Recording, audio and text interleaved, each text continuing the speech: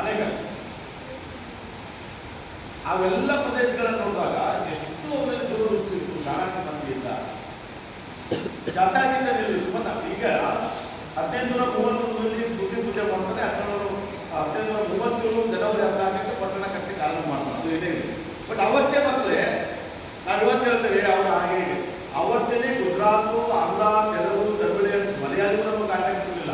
ಬಹುಶಃ ಬೇರೆ ರಾಜ್ಯದ ಎಲ್ಲ ವ್ಯಾಪಾರಿಗಳನ್ನು ಬೆಂಗಳೂರಿಗೆ ಸಿಕ್ಕಿದ್ದಾನೆ.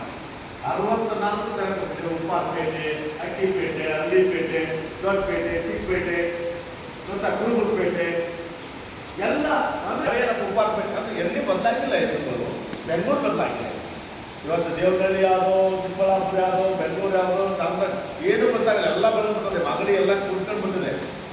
ಬಟ್ ಕೆಂಪೇಗೌಡ ಅಷ್ಟು ದೂರದೃಷ್ಟಿಯನ್ನು ಇಟ್ಕೊಂಡು ಅವತ್ತು ಕಟ್ಟಿದ್ದಾರೆ. ಸುಮಾರು 35-40 ಕಿಲೋಮೀಟರ್ ಸರೌಂಡಿಂಗ್ ಅವತ್ತೇ ಕಟ್ಟಿದ್ದಾವೆ.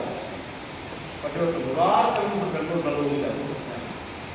ದಕ್ಷಿಣ ಭಾಗದ ಕೂಡಲಿಲ್ಲ ಅವನ ಸಸಿ ಲಕ್ಷ್ಮೀ ಅನ್ನೋರು ಔಷಧಿ ಕೊಡ್ತಾಳೆ. ಇವತ್ತು ಕೆಂಗೇರಿ ಆ ಪ್ರದೇಶ ಲಕ್ಷ್ಮೀ ದೇವಸ್ಥಾನ ಇದೆ.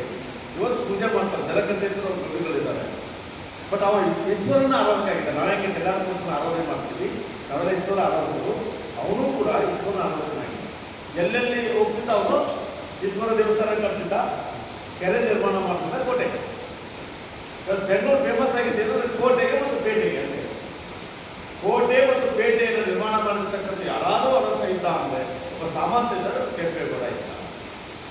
ಅಂಥ ಶ್ರೇಷ್ಠ ಒಬ್ಬ ಕೆಂಪೇಗೌಡ ನಮಗೇನು ನನಗೂ ಗೊತ್ತಿರಲಿಲ್ಲಪ್ಪ. ನಿಜವಾಗ್ಲೂ ನಿನ್ನೆ ನಾವು